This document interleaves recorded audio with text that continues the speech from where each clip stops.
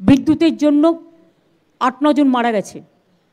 আমি সকালবেলায় সঞ্জীব গোয়েঙ্কার সাথেও কথা বলেছি এবং তাদেরও বলেছি যে আপনাদের যেখানে যেখানে যা তার পড়ে আছে এটা আমরা দেখি না, এটা রাজ্য সরকারের হাতে নয়, এটা প্রাইভেট সেক্টর, আমাদের সময় নয়, এটা বামফ্রন্ট আমলের সময় থেকে ওরা পেয়েছিল।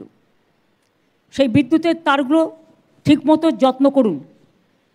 এবং হাওড়ার কিছুটা অঞ্চল তার মধ্যে পড়ে, দক্ষিণ 24 পরগনা, উত্তর 24 পরগনা অনেকটা অঞ্চল পড়ে।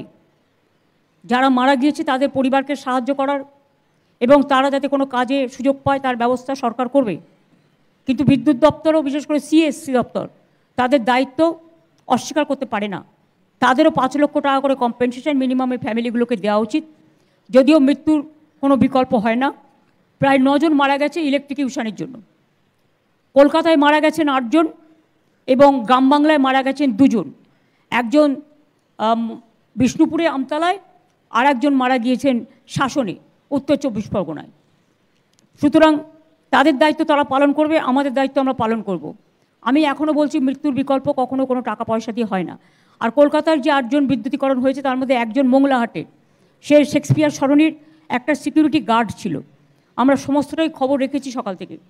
এবং গঙ্গার জলটা যতক্ষণ হাই টাইডটা না কমছে, আবার যদি রাতে হাই টাইড হয় তাহলে একটু সতর্ক থাকতে হবে। তবে হাই টাইডটা আমার মনে হচ্ছে আগামীকাল থেকে সম্ভবত লো টাইড হতে পারে। এখন লো টাইড চলছে, কিন্তু আবার রাত্রের দিকে জলটা বাড়বে। আবার এই জন্য কালীঘাট সংলগ্ন অঞ্চল এবং তারপরে যদি বৃষ্টি হয় তাহলে সেটা আবার কিছুটা প্লাবন হবে। কিন্তু তারপরে লো টাইড যখন হবে, জল ধারণের ক্ষমতাটা বাড়বে, তখন আস্তে আস্তে জলগুলো পাম্প করে বের করে দেওয়া যাবে।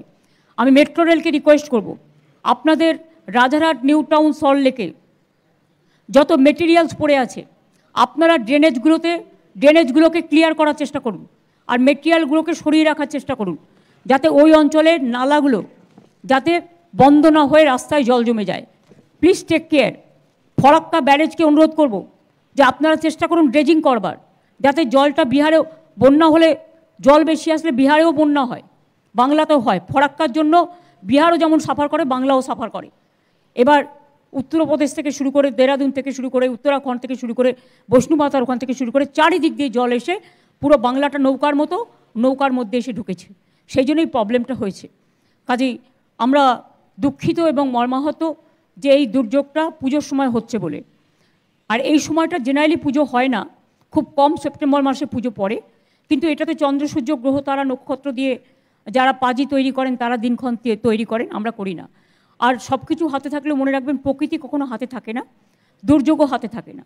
প্রকৃতির একটা গ্লোবাল ক্যালামিটিস চলছে, শুধু আজকে ইন্ডিয়াতে নয়, সারা পৃথিবীতেও চলছে।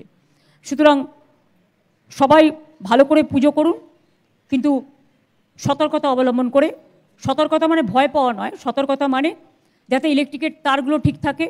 লোডশেডিং হলে কন্ট্রোল রুম আছে, তাড়াতাড়ি আপনারা খবরটা দিন, যাতে তারা সঙ্গে সঙ্গে আমাদের স্টেটে যেটা আছে রাজ্যে, সেটা এখনও কোনো অসুবিধা হয়নি।